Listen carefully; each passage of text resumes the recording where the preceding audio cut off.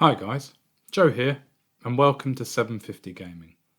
In this one we're going to talk about a lesser known Space Marine chapter, the Red Hunters, and why I think they're a great option for a smaller 40k army.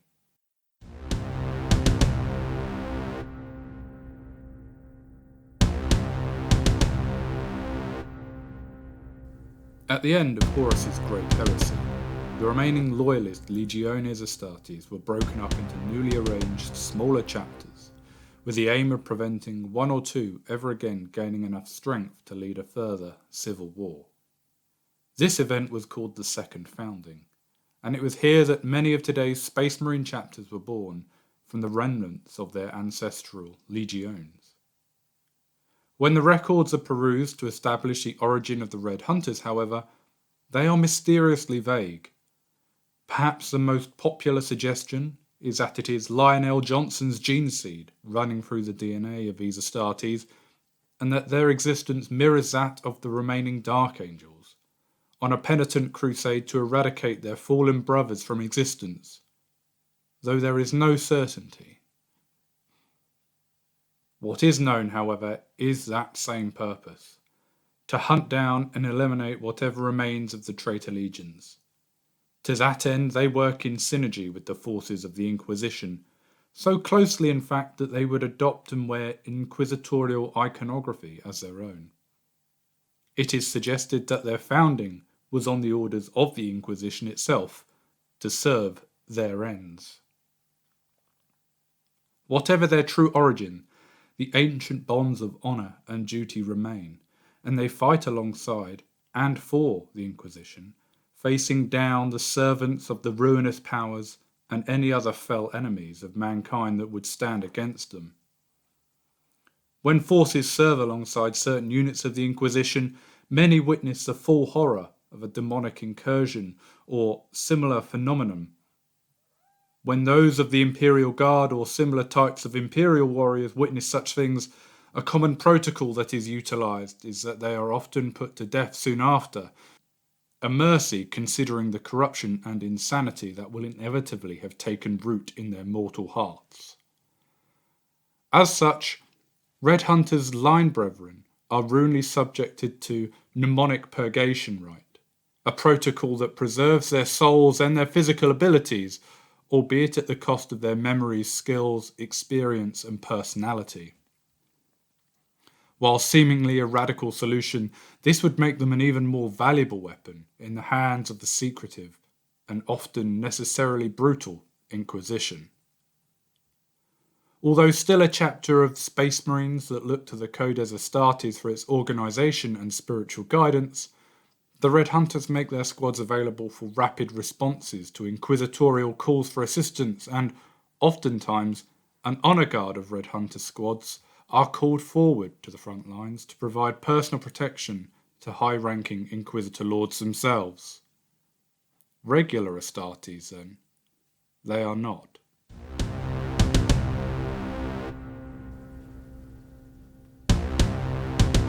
Now, whilst admittedly often seen as an unpopular opinion among the elders of the hobby, who have been doing this all the way through, I actually have a thing for the Primaris Space Marine models.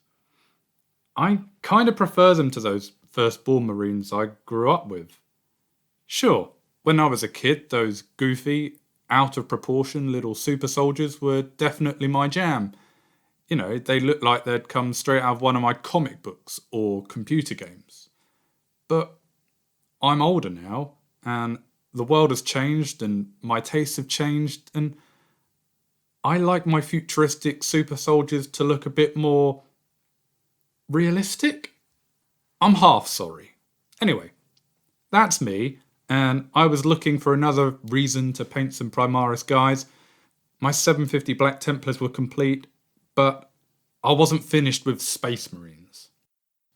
Space Marines also tend to lend themselves nicely to 750 armies due to their relative eliteness and their poster boy popularity, meaning it's easy to get hold of Space Marine miniatures for cheaper. But it was purely by chance that I saw a post on Reddit where someone recommended the lesser known and spoken about Red Hunters to someone who'd happened to paint some red and gold Space Marines and wanted chapter ideas. Funnily enough, I'd never heard of them, but naturally I went straight to the Google machine and did my research. Lo and behold, these guys are fun. And by fun I mean that in the loosest sense. As a chapter seemingly created for the sole purpose of supporting the Inquisition, they are by their nature going to be a bit gnarly and questionable. But considering I quite like the notion of the whole Inquisition stuff in the fluff, yeah, again, like is probably not necessarily the right term here, these guys seem kinda up my street. Okay, so we need to cover a few important things first off. I made this army about 6 months ago with the very casual 750 game set in mind, using the 9th edition framework that was current at the time. And this is one of the things I struggle with when it comes to Warhammer 40k, and I know I'm not the only one, right? So the whole point of this 750 thing is that I just want to collect an army and play with my mates. I'm not here for competition meta chasing. I don't have unlimited upfront time and money. It can take me 6 months just to get a 750 point army together. And before you know it, with Games Workshop's ever-moving goalposts, if you aren't careful, your army list can become defunct and theoretically illegal in gameplay before you've even finished painting your first unit. So, for the purposes of this list, I'm ignoring Arks of Omen and the latest chapter approved update for January 23, because up until very recently, in 9th edition, you could field an Inquisitor as an agent of the Imperium in your Space Marine detachment, which is just fluffy, fluffy, fluffy, especially with these Red Hunters in mind. Unfortunately, as per the most recent chapter approved, Games Workshop has essentially killed off using Inquisitors for gameplay, post-January 23. You can only play them legally up to Warzone Octarius. So, that is the rule set, and dare I say it, the points values, because they've all changed too, that this army is built with in mind. As Arks of Omen develops and we get new updates and 10th edition, I will likely revisit all these lists and see how they apply or can be adapted going forward, because I definitely try and keep all that in mind when building these armies.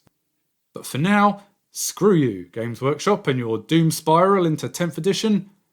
I'm bringing the Inquisition.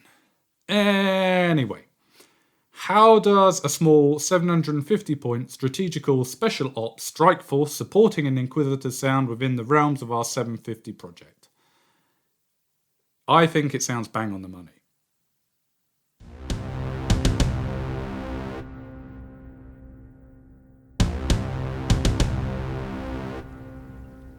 Let's get to it then. So obviously we're going to have an Inquisitor in our army.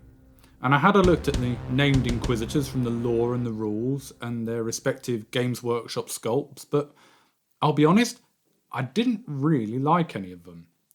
The one exception was Eisenhorn, because I actually love that guy, and if you don't know anything about him, I seriously encourage you to dive into the Black Library series by Dan Abnett.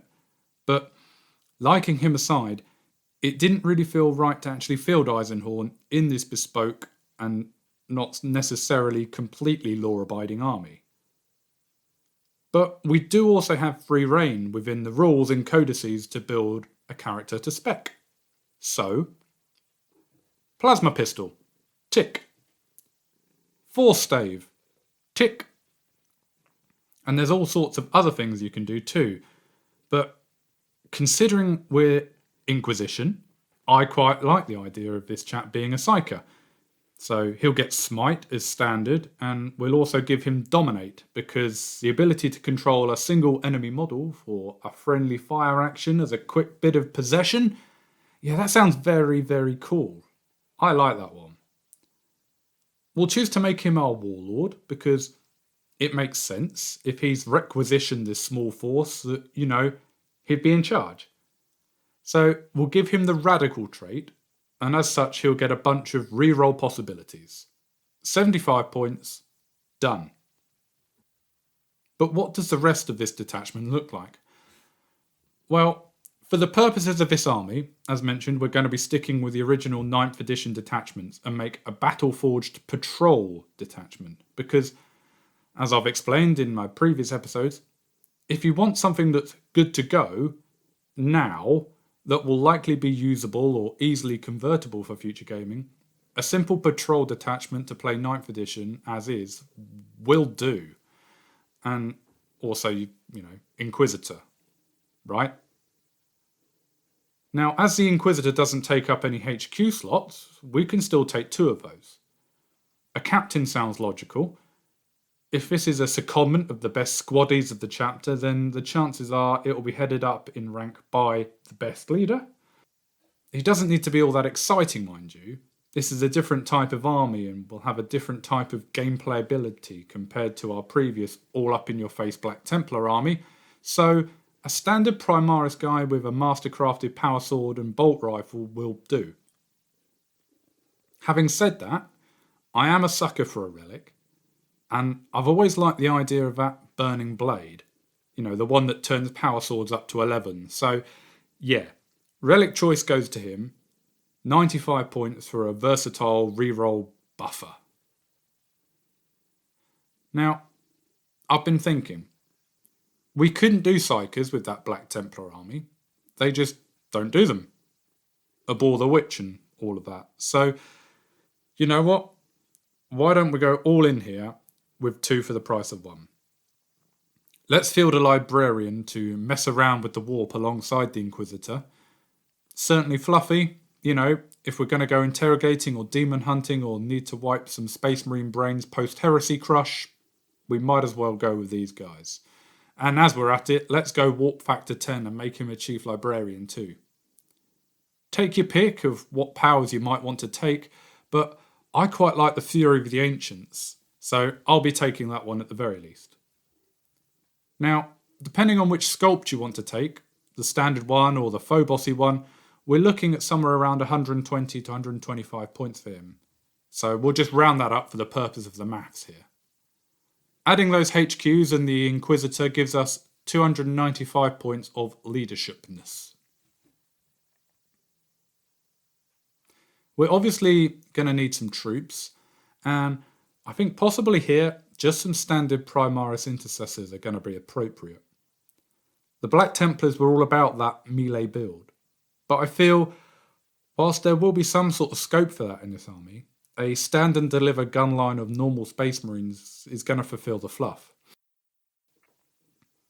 It's the same points cost whether you go for a big squad of 10 or 2 squads of 5. And 2 squads of 5 would give us a bit more flexibility regarding OBSEC, and we could of course just combat squad the big group if detachment slots were going to be an issue.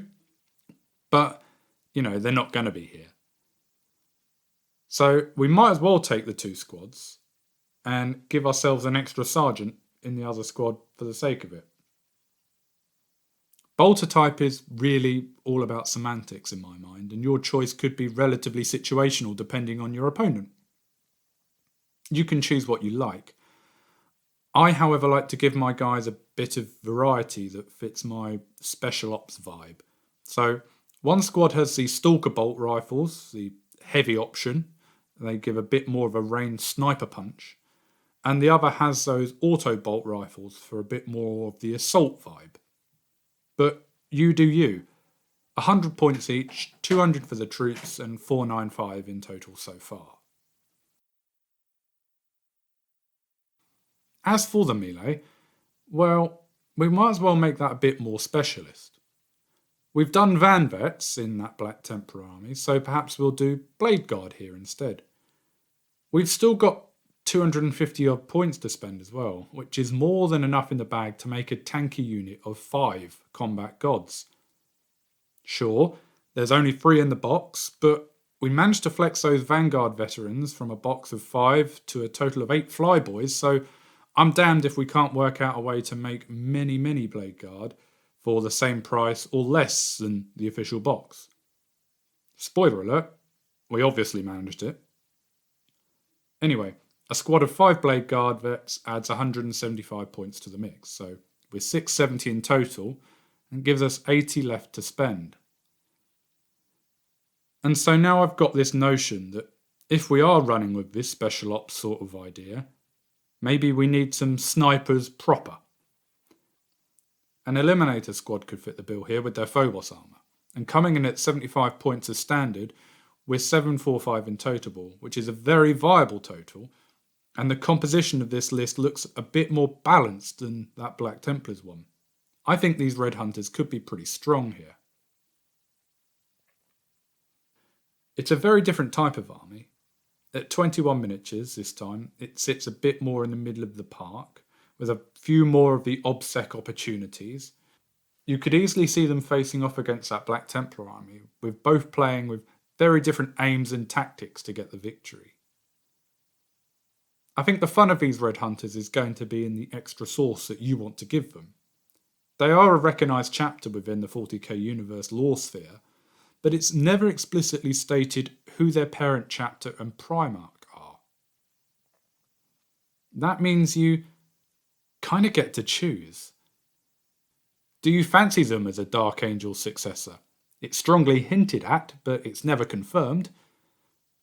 If so, then you can go down the fluff route there and play them with Dark Angels or successor army rules and tactics. Or you can fully customise. And that's what I chose to do.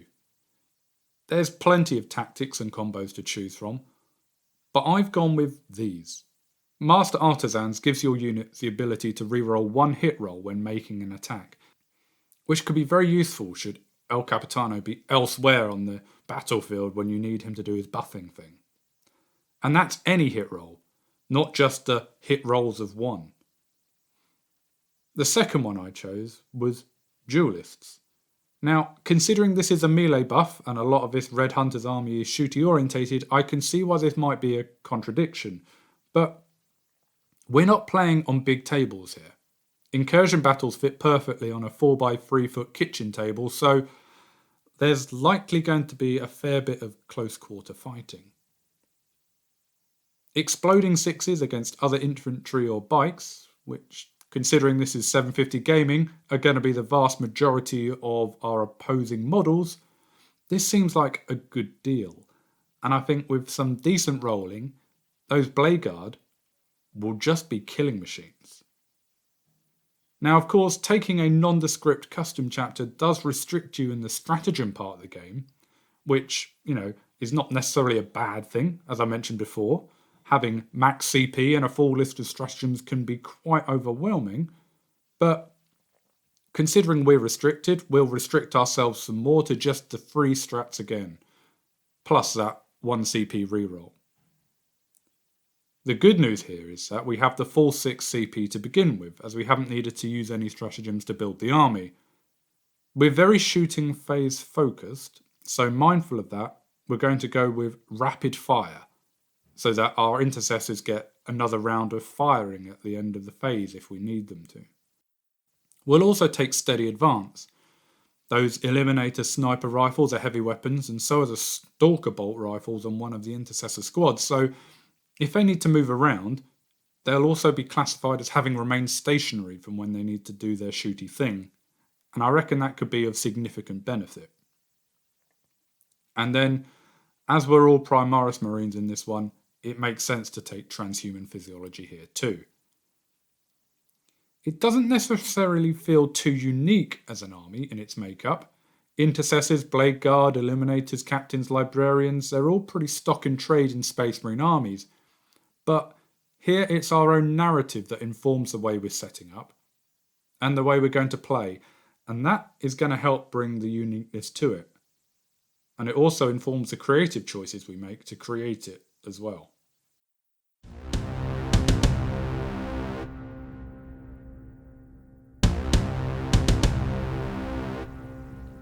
So the big outlier in this army is the Inquisitor. As I mentioned, Games Workshop do some models for the named characters that we don't want, as well as one for a generic Inquisitor that we've created in our list. But in the interest of personality and money, let's think outside the box again. I picked up a Stormcast Knight Arcanum model off of eBay for £6, and I kitbashed around to make him a bit more 40K. So I gave him a plasma pistol, and in the process I moved his force stave to his back, where, to my mind, it actually gives us some good Eisenhorn vibes without using the Eisenhorn sculpt. A head swap for one from my box of Necromunda bits finishes the bash, and I put him on a 32mm base that the Knight Arcanum comes on. Officially, I think he should be on a 25mm base, but, it's the Inquisition. Who knows what's official and what isn't?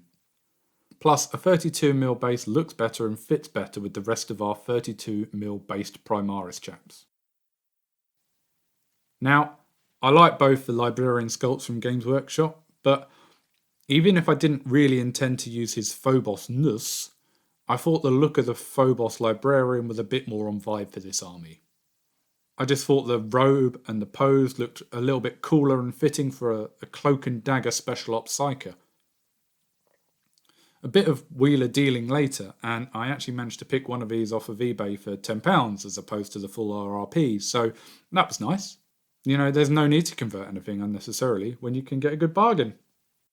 However, when it comes to the captain, I think converting is definitely the way to go.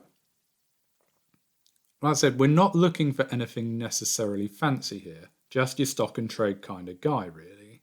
So, instead of getting a Games Workshop sculpt, I got one of those taster intercessors you get given if you go and do a painting session in a Games Workshop store. And if you don't get one for free, you can pick one of them up off of eBay for £2 to £3, which is what I did. I slightly reposed and modified his gun arm to keep that bolt rifle away from the torso, and I swapped out his other arm for one with a power sword, which I tried very hard to make look like it was on fire. Burning blade and all that. It'll do. A bit of green stuff work for the Cape Cum Cloak means we've saved somewhere close to 20 quid should we have wanted to buy an official Primaris captain from Games Workshop directly. So, yeah, all the headquarters choices for around 20 quid in total then? Yeah, that's good. The intercessors were a standard purchase, but they were from our friendly local gaming web store, Wayland Games, so we saved 20% on the box. The first squad I made up were 5 guys with the standard bolt rifles. As I say, I'm going to play them as auto bolt rifles, but I just prefer the magazine as opposed to a barrel magazine. And I gave all these guys helmets as well. The second squad, however, got the Stalker bolt rifles, and I had enough heads with faces going around to give all of these guys heads with faces instead. They're not going to be listed as veterans anywhere in the list, but I quite like the idea that these guys fulfill a slightly different role. It's all in the eye of the beholder, of course. Both squads could feasibly be listed as being fielded with any of the rifle variants on the table. 750 games are about flex and fun rather than being anal about what you see is what you get. So, there you go. Troops done for £29. The Eliminators were also standard, again from Wayland Games for discount, and they were built more or less to the instructions. They have bolt sniper rifles as opposed to the las fusils. I don't see a need for vehicle killing in these 750 games necessarily, but if we do, well, we'll say that they are las fusils instead. After all, you don't have to pay points for them these days.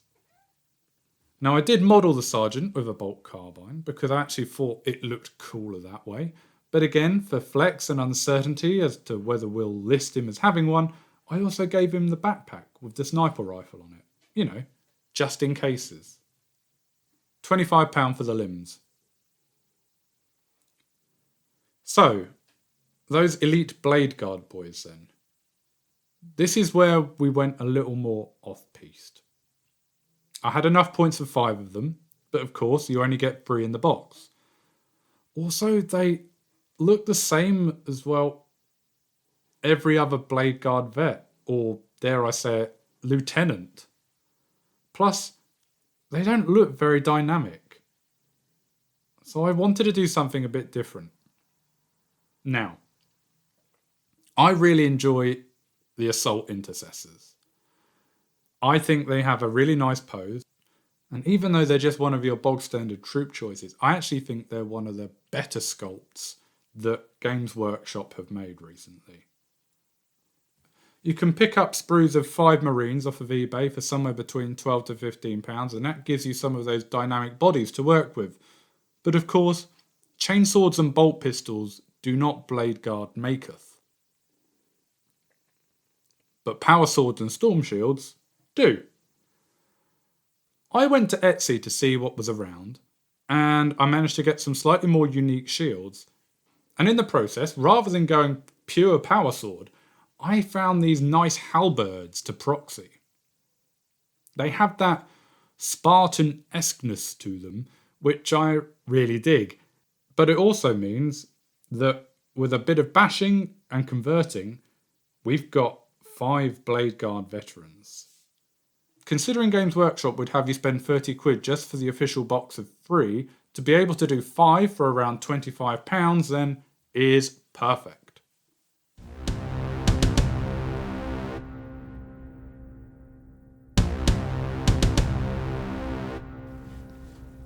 So let's get back to that original 750 checklist and make sure we're golden here. At 21 miniatures, it fits the bill. There's enough stuff here to keep your creative appetites whetted, enough scope with the converting and painting options to make this a personal project, but it never felt like there was ever all that much to do. Individuals or squads with a max size of 5 meant it was very easily achievable in small, manageable chunks. One of my bugbears is the idea of repetition. I don't really want to be painting more of the same model or unit than I really have to. 10 intercessors in total here was just about right for my attention/desire span, which is why I've rationalised all of this to myself and why Arks of Omen detachments worry me. But that's a discussion for another day. Money-wise, it comes in at pretty much bang on £100, and I don't think that's too bad. Yes, there was the kit bashing and some green stuff work involved, so again, this isn't going to be for everyone. And depending on your preference, you may choose to pay for models or proxies rather than customise your own. By all means, replace the Blade Guard lump for 5 Vanguard vets, or some Terminators, or another £30 Elite choice. Or add £40 to the overall budget if you want to take official Inquisitor or Captain sculpts. But I think this list is very doable on the time-money budget. And so, on to criteria number 3. Is it fun and fluffy and unique and mine? Yep. Now, I could go on and wax lyrical about it. But instead, what I will say is this. Even if you had shelled out for official sculpts of all the models and units here, I don't think you'd find too many armies flying under the Red Hunters Inquisition banner like this one. And so here you have it. 750 points of Red Hunters Space Marines. Thematically they work as a small special ops detachment, but, could quite conceivably be added to in order to make a massive 2,000 point army-sized requisition force if you were that way inclined. Of course, if you replace the Inquisitor with another regular unit, let's say, then this smaller army composition could also work for quite a few other Space Marine chapters or custom successor chapters as well. The 40k universe is kind of your oyster here. But either way, this is definitely one to think about, and I hope inspires you once again to think outside the boxes and get painting and playing. I'm certainly looking forward to putting these guys up against those Black Templars. Oh, and against the subject of the next video I'll do, which is 750 points of Demon Prince-led Emperor's Children. Yeah, that's going to work. Until next time then. Thanks for watching. Let's go!